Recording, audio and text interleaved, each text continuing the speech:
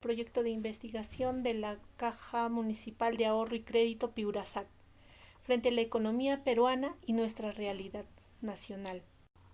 Introducción. En este proyecto se contempla nuestra realidad nacional de cómo salió el Perú de una crisis económica, posicionándose en el ranking web y su evolución en el tiempo. También vemos cómo influye el nivel de competitividad del Perú en nuestra organización de Caja Piura y la proyección al futuro con una visión establecida frente a los problemas que se vive por la pandemia COVID-19.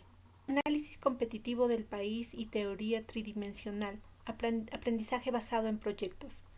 La competitividad determina el nivel de prosperidad de una economía y esta depende de factores macroeconómicos como de microeconómicos.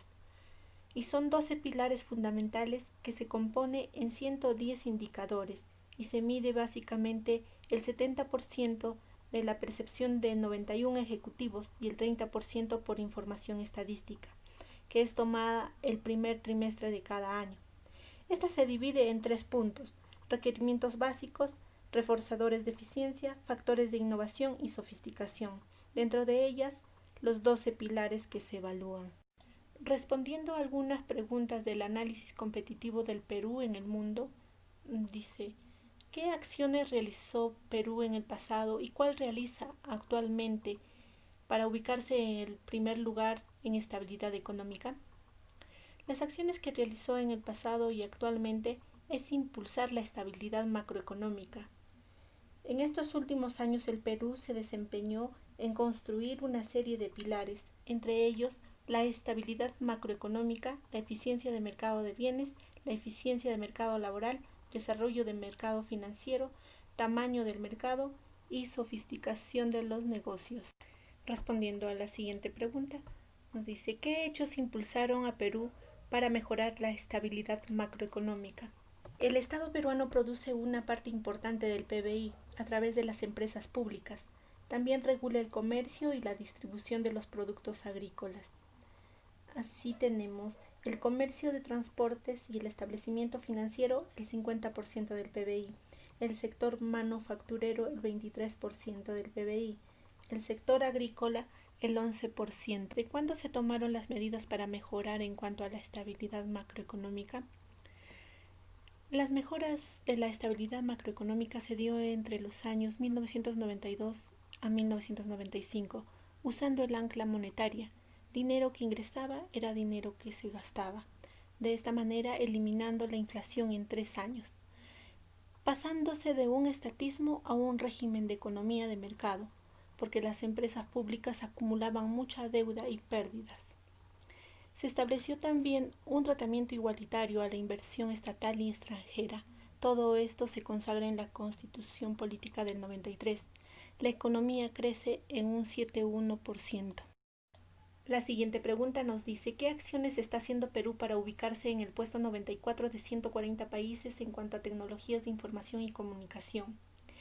El desarrollo del Perú se ve limitado por el sistema educativo de baja calidad, la eficiencia en los órganos legislativos que retrasan el entorno regulatorio de las TICs. ¿Qué acciones hizo en el pasado o realiza actualmente Corea del Sur para hacer referencia en las TICs? En el caso de Corea, fue muy importante la implicación del gobierno y la elaboración de un marco legislativo que fomentará el uso de las TIC. Por otro lado, el desarrollo de políticas del Ministerio de Información y Comunicación. ¿Qué acciones está haciendo Perú para ubicarse en el puesto 89 de 140 países en cuanto a capacidad de innovación? En el aumento de la desigualdad, la precariedad y la falta de movilidad social está socavando la cohesión social en una creciente sensación de injusticia, la pérdida de identidad y dignidad, lo que habilita la capacidad de innovación.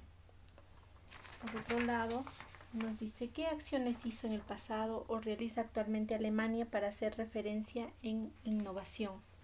El gobierno alemán está invirtiendo las sumas más elevadas en investigación sanitaria y sector salud, en industria aeroespacial y en investigación energética y tecnologías energéticas, donde busca colocar en nuestras manos los factores de los que depende nuestro crecimiento.